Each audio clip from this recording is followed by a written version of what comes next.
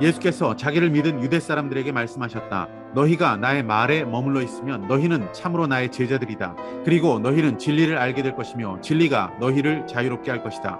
그들은 예수께 말하였다. 우리는 아브라함의 자손이라 아무에게도 종노릇 한 일이 없는데 당신은 어찌하여 우리가 자유롭게 될 것이라고 말합니까? 예수께서 대답하셨다. 내가 진정으로 너희에게 말한다. 죄를 짓는 사람은 다 죄의 종이다.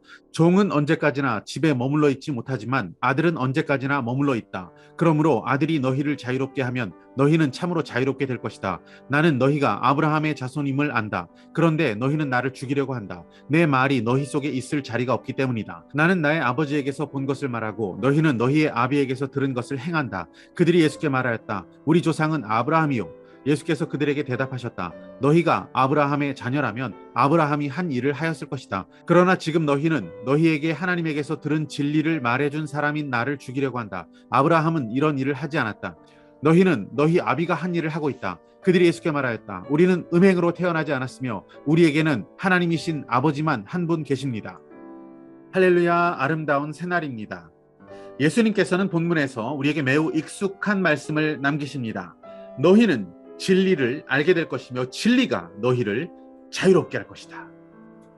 이렇게 멋진 말씀을 하셨지만 유대인들은 그 뜻을 잘 이해할 수 없었습니다. 그래서 주님께 질문을 던집니다. 그 질문의 뜻은 대략 이렇습니다. 우리는 종 노릇을 한 적이 없는 아브라함의 자손들입니다. 지금도 우리는 누구의 종도 아닙니다. 그런데 왜 우리를 자유롭지 못하다라고 생각하십니까? 도대체 우리가 무엇으로부터 자유롭게 되어야 한다는 것을 지금 말씀하십니까? 이렇게 질문합니다. 주님께서는 종이라는 개념을 어떤 신분적인 계급적인 것으로 이야기한 것이 아니라는 것을 35절부터의 말씀을 통해서 설명하십니다. 주님은 종의 개념을 아들과 비교해서 설명하십니다. 고대 근동지방에서 종에게는 아무런 권리도 없었습니다. 그저 주인의 것을 위해서 일을 해야 하는 의무만 있는 사람들이었습니다. 여러분, 얼마나 비참합니까? 얼마나 안타까운 삶을 종들이 살고 있습니까? 하지만 아들은 전혀 달랐습니다. 아버지의 것은 다 아들의 것이었고 자유롭게 모든 것을 할 수 있었고 결국 그 집의 모든 권리를 주장할 수 있는 상속자, 그게 바로 아들이었습니다. 주님께서는 죄를 짓는 자를 다 죄의 종이라고 규정하십니다.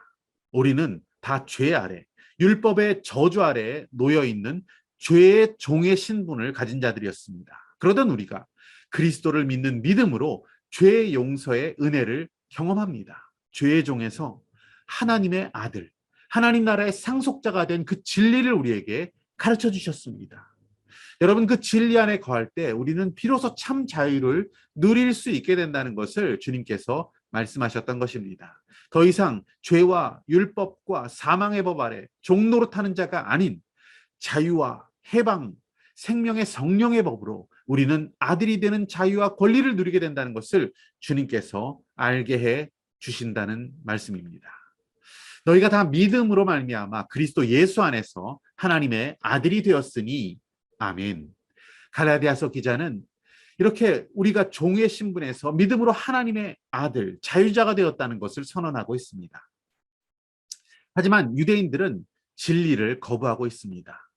믿음과 은혜의 복음을 하찮게 여기고 있었습니다. 그렇게 그들은 예수님을 거부하는 데서 그치지 않고 예수님을 죽이고자 하는 마음으로 점점점 나아가는 것을 볼 수 있습니다. 37절 말씀 보시면 나는 너희가 아브라함의 자손임을 안다. 그런데 너희는 나를 죽이려고 한다. 내 말이 너희 속에 있을 자리가 없기 때문이다. 그렇게 말씀하십니다. 오늘 우리의 마음에는 진리이신 주님, 생명이신 주님, 빛이신 주님의 자리가 있습니까? 여러분, 가시나무라고 하는 노래 아십니까? 주님이 주신 영감으로 쓴 이 곡의 가사를 보면 내 속엔 내가 너무도 많아. 당신의 쉴 곳이 없네. 내 속엔 내가 어쩔 수 없는 어둠.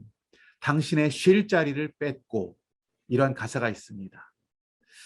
그분을 거부하고 내 뜻대로 살고자 하는 나의 마음, 그분의 자리를 내어드리지 않고 내가 주인 되어 있는 마음, 혹시나 내 속에 주님이 계실 곳이 없는 나날들을 살아가고 있지는 않습니까?